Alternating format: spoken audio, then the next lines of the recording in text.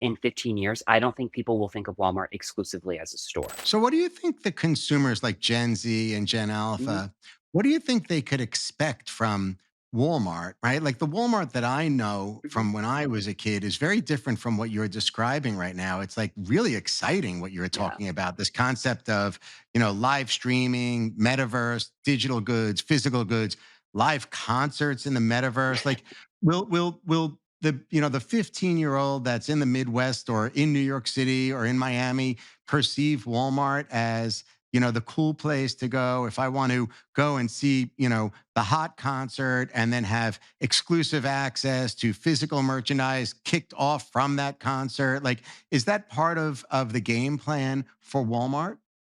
Yeah, I mean, I honestly, like, the Walmart that I'm working at today also feels very different than the Walmart I grew up with in the middle of Maine 20 years ago. Like, it's just it feels very future forward and very much and obviously that stems from, like, the leadership that is at Walmart currently, and they are very, open and willing to test and learn, and William White, our CMO, he is fully supportive of my team and our efforts to engage with younger audiences and communities and using these emerging platforms and new technologies to do so. And so I think you are going to continue to see innovation from Walmart. And I think you're going to see a shift in perception of Walmart in that I don't think in 15 years, I don't think people will think of Walmart exclusively as a store. I think people will think of Walmart as a brand that has a store, but is a digital destination that has not just everything, but has your thing, and is a digital destination that has live content, that has virtual experiences. But also, outside of our own destination, we're meeting you on platforms like Roblox. We're meeting you on platforms like TikTok. We are talking to you about products via a creator or influencer that you know and love because they're a part of the Walmart Creator Program. So I think that Walmart is going to start showing up in more and more places, and that's going to help shift how people think about Walmart and the ways in which they want to engage with Walmart, which is huge. But Justin, I feel very fortunate to be a part of it. yeah, I mean, it's really a very lofty and exciting vision. I love it personally, especially Thank you. where I sit in the community.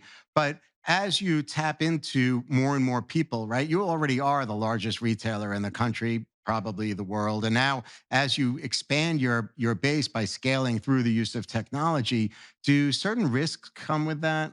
For example, Walmart is a very family-oriented, wholesome environment. It's always been, you know, sure there's criticism, but at the core, like, it's an inclusive environment. it's Yeah. it's a fantastic place. The Walton family is super impressive with regards to their vision and what they've built.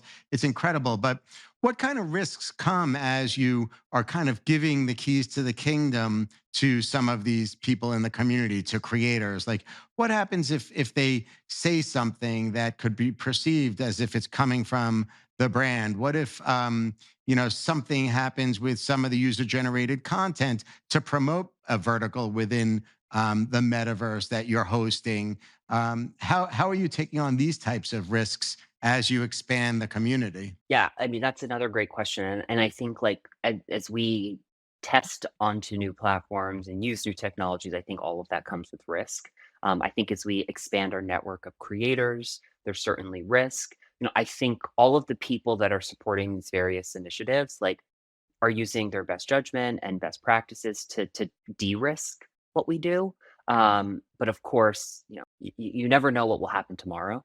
And so it's hard to of course, like, move forward knowing like we're 100% safe and this is a de-risked experience. But I think you have to keep testing and you have to keep But don't all trying. brands have that issue now as they open vis-a-vis the Yes. metaverse, Web3, AI, all of it? Doesn't every brand face that type of headwind? Yeah. Oh my gosh, absolutely. I mean, I think like even with AI, I think there's just so many unknowns. But if you don't move now, you kind of like lose the risk of being a first mover and learning, and then you're playing catch up, and then you're kind of like always behind. And so I feel like you got to kind of have to move now, take that Yes. risk, but do that risk in a smart way for your brand and business to hopefully provide the customer with value, that drives conversion. But as AI evolves and the scrutiny of AI either goes up or down, the legislation around AI gets worse or better, who knows, right? But I think you gotta move now in order, at least as it relates to emerging platforms and new technologies, to be a player in the space.